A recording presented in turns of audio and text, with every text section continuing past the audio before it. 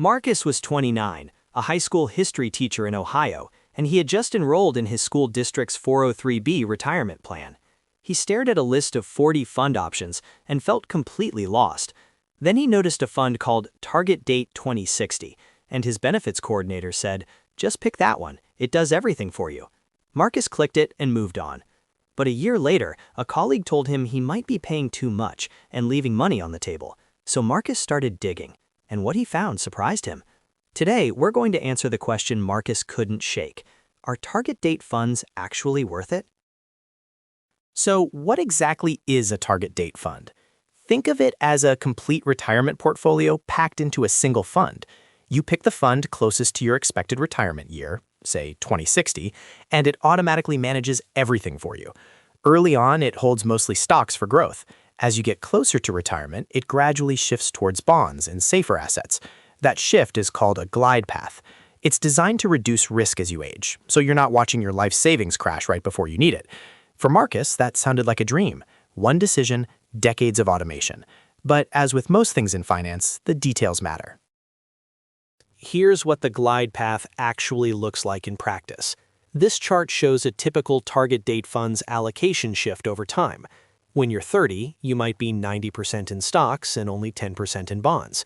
By the time you're 55, that might flip to 60% stocks and 40% bonds.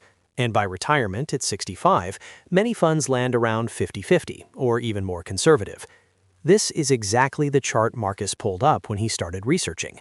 He realized his 2060 fund was currently holding about 90% in stocks, which made sense for a 29-year-old with 30-plus years until retirement. The automation was actually doing its job. Here's where Marcus's colleague had a point. Target date funds charge what's called an expense ratio, an annual fee taken directly from your returns. And this is where the details really matter. The best target date funds, like those from Vanguard or Fidelity, charge as little as 0.10% to 0.15% per year. But some employer plans, especially smaller 403(b) plans like Marcus's school district offered, can carry expense ratios of 0.75% or even over 1%. That might sound like a rounding error, but compounded over 30 years, the difference between a 0.10% fee and a 0.75% fee on a growing portfolio can cost you tens of thousands of dollars. And that's money that never compounds. Let's put real numbers on this. This chart shows what happens to a $10,000 initial investment plus $300 monthly contributions over 30 years, assuming a 7% average annual return, but with 3 different fee scenarios. The low-fee fund at 0.10% grows to roughly $353,000. A mid-tier fund at 0.50% lands around $322,000. And the high-fee fund at 1.00% ends up near $291,000. That's a $62,000 difference, all because of fees. Marcus was paying 0.68% in his district's plan. When he saw this chart, he immediately asked his HR department if lower cost options were available. This is the kind of number that changes decisions. $62,000. That's the price of choosing a high-fee target date fund over a low-cost one, on a relatively modest contribution amount. For Marcus, that number was impossible to ignore. And here's the thing. You don't feel the fee drag year to year. It's silent. It's invisible. But over decades, it compounds in reverse, eating into your nest egg the same way growth compounds in your favor. This is why financial educators consistently emphasize, always check the expense ratio before you invest in any fund, including target date funds. A fund can look great on the surface and quietly cost you a fortune. To be fair to target date funds, and Marcus would tell you this, they have real, legitimate advantages. First, you get instant diversification across thousands of stocks and bonds globally, all in a single fund. Second, the fund rebalances automatically, so you don't have to log in and adjust every year. Third, and this is underrated, they act as a behavioral guardrail. Investors who manage their own portfolios often panic sell during market downturns. Research from Vanguard suggests that behavioral mistakes cost the average investor 1% to 2% per year in lost returns. A target date fund keeps you disciplined by design. For a busy teacher like Marcus, that structure has real value. So when does it make sense to skip the target date fund and build your own? A few situations stand out.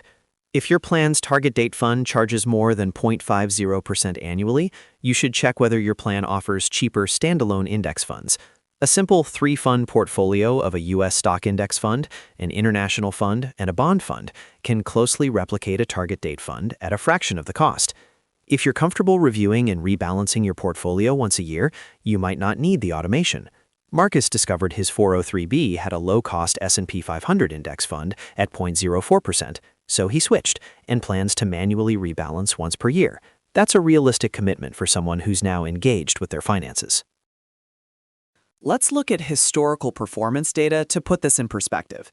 This chart compares the approximate annualized returns of a Vanguard Target Date 2060 fund against a simple DIY 3-fund portfolio and the S&P 500 index over the past decade. Historically, target date funds slightly underperform pure equity index funds over long time horizons, which makes sense because they hold bonds that drag returns. But compared to actively managed funds or high-fee alternatives, a low-cost target date fund still performs respectively. The takeaway here isn't that one is always better. It's that fees, time horizon, and your personal behavior all matter more than which fund you pick. So how do you actually evaluate whether your target date fund is a good deal? Here's the simple checklist Marcus used. First, find the expense ratio. It's in your plan documents or on the fund's fact sheet.